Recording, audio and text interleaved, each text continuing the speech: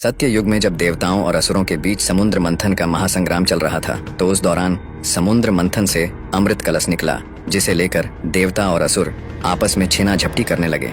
छीना झपटी करते हुए असुर देवताओं पे भारी पड़ने लगे थे। तब जाकर कुछ देवताओं ने सृष्टि के पालनहार श्री विष्णु को याद किया और मदद की गुहार लगाई।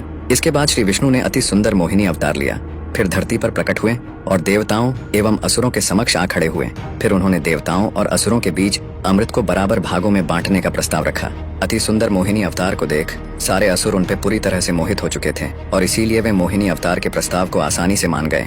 जिसके बाद मोहिनी अवतार ने बड़ी ही चालाकी से सारे अमृत देवताओं में बांट दी और देवता अमर हो गए। पर उन्हीं देवताओं में से एक देवता का रूप लिए असुरों का सेनापति राहु भी था, जो कि धोखे से अमृत को पीकर अमर हो चुका था। और जब यह बात मोहिनी अवतार को पता चली तो श्री विष्णु अपने वास्तविक रूप में आकर अपने सुदर्शन चक्र से राहु का सिर धड़ से अलग कर दिया।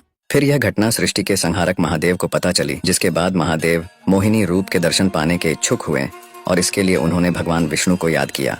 जिसके बाद श्री विष्णु महादेव के सम्मुख प्रकट हुए और दोनों त्रिदेवों ने एक दूसरे का अभिवादन किया।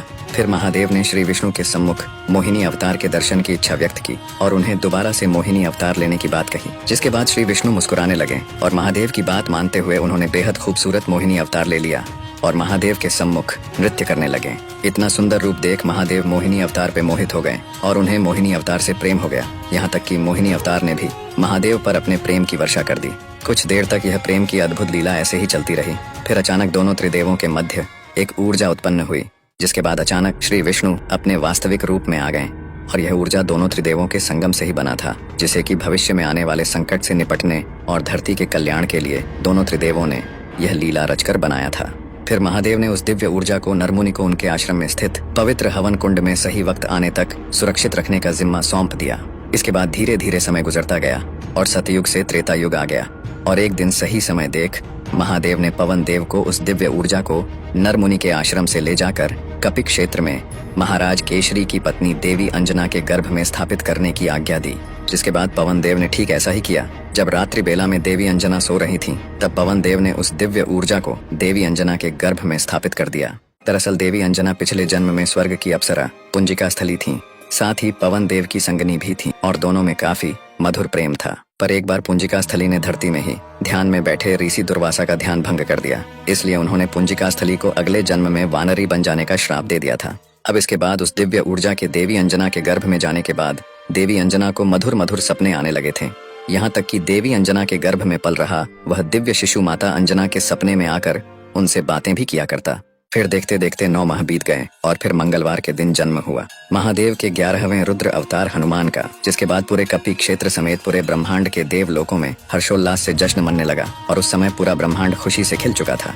फिर पिता केसरी और माता अंजना ने उस दिव्य बालक का नाम मारुति रखा। इसके बाद मारुति जैसे जैसे बड़ा होता जाता उनकी शरारतें भी बढ़ती जाती।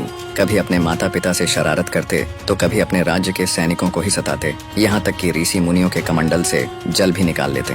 यहाँ तक कि राज्य के सभी बच्चे उनके साथ खेलने से भी डरते थे और इसीलिए मारुति अपना मन बहलाने के लिए वन चला जाया करते और वहाँ जंगली जानवरों के साथ ही समय बिताते और साथ ही वह रोजाना सूर्य को निहारते रहते और उन्हें हमेशा यही लगता था जैसे कि सूर्य एक दिव्य फल हो। और दिन यूं ही शरारत करते हुए बीतता गया और एक दिन बालक मारुति ने उस चमकते दिव्य फल को पाने की सोच ली।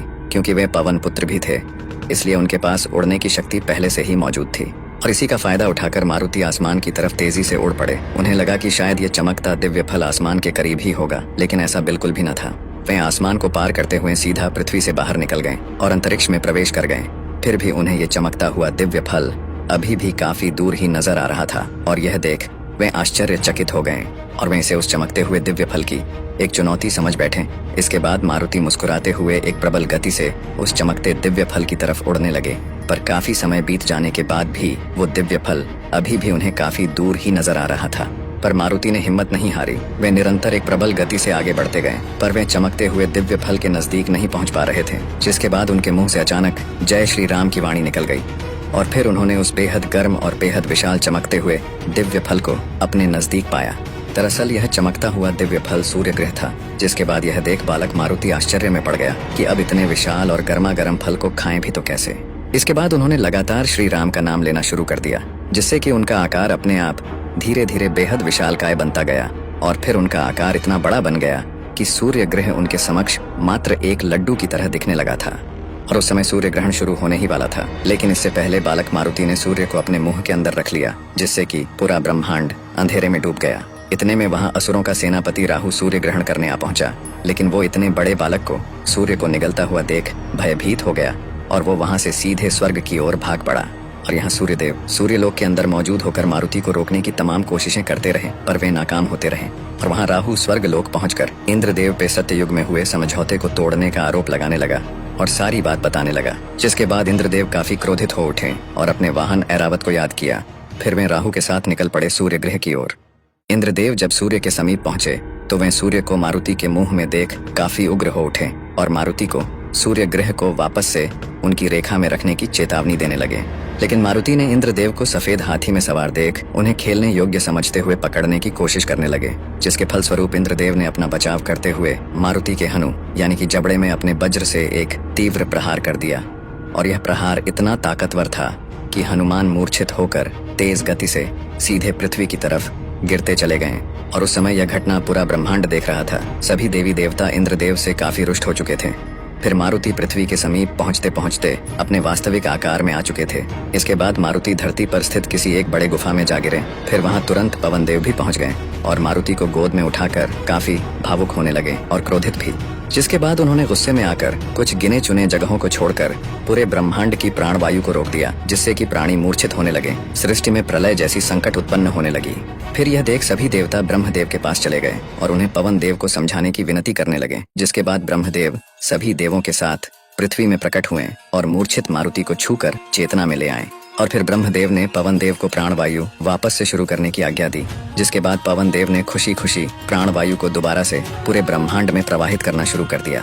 जिसके बाद ब्रह्मदेव ने मारुति को दीर्घायु होने का वरदान दे दिया, जबकि सूर्य देव ने मारुति को अपना तेज प्रदान किया। इसके बाद कुबेर ने मारुति को एक दिव्य गदा प्रदान किया, जो कि मारुति के आयु के अनुसार खुद का आकार बढ़ाने में सक्षम था। फिर पवन देव ने भी मारुति को अपने ही जितना उड़ने की क्षमता और गति प्रदान की। इसी बीच वहां महादेव प्रकट हुए और मारुति को किसी भी अस्त्र शस्त्र से क्षति न पहुंचने का वरदान दे दिया। साथ ही यम ने भी हनुमान को सदैव रोगों से मुक्त रहने का वरदान दिया। और अंत में इंद्रदेव सामने आए और वे मारुति समेत सभी देवताओं से माफी मांगते हुए मारुति को यह वरदान दिया कि अब से वज्र का मारुति पर कोई असर न होगा। वीडियो पसंद आए तो लाइक करके शेयर करें और फॉलो कर लें।